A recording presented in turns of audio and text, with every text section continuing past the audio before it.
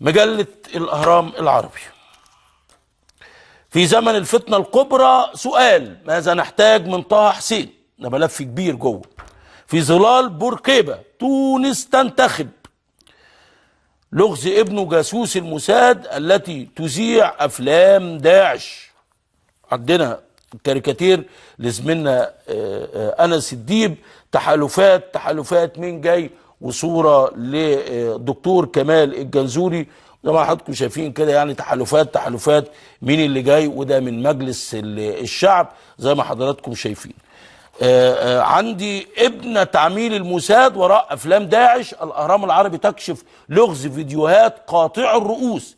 ريتا كادز رئيس المجموعه عراقيه يهوديه ولدت ببغداد، ابن الجاسوس اسرائيلي اعدمه حزب البعث العراقي شنقا عام 69. هربت اسره ريتا الى اسرائيل، تلقت تعليمها بجامعه تل ابيب، وصفت نفسها بانها صهيونيه متعصبه، حاولت اختراق الجاليات الاسلاميه بامريكا بارتداء النقاب، ووضعت انفا مستعارا عند ظهورها ببرنامج 60 دقيقة لتسويق كتابها حتى لا يتعرف إليها أحد، وادعت أن اسمها سارة. تلقت تريليون دولار.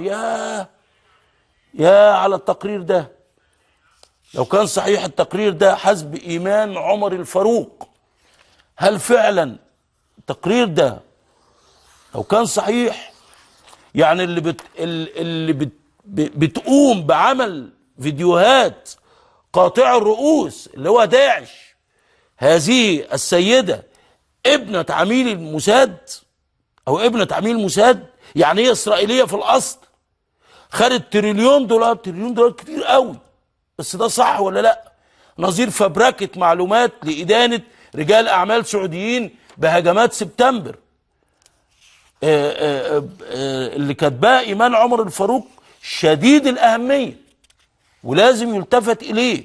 ده في مجلة الاهرام العربي بكره ان شاء الله هيبقى بين ايديكم. يعني مجموعة سايت العاملة بمجال الاستخبارات اول من يبث فيديوهات داعش في تكرار لتجربة اسامة بن لادن.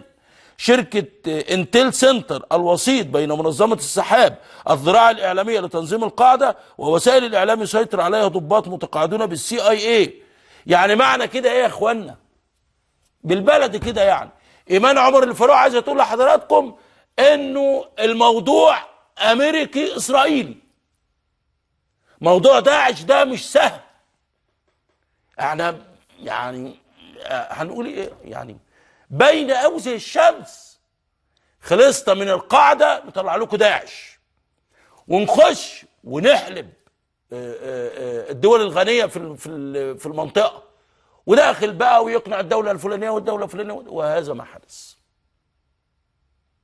أمريكا عارفة تجيب الفلوس إزاي، وعارفة تشغل العالم العربي إزاي، وعارفة تقسم العالم العربي إزاي. ولذلك لما بنقول نحافظ على بلدنا مش جهجهون يعني، لا، الحفاظ على البلد مطلوب.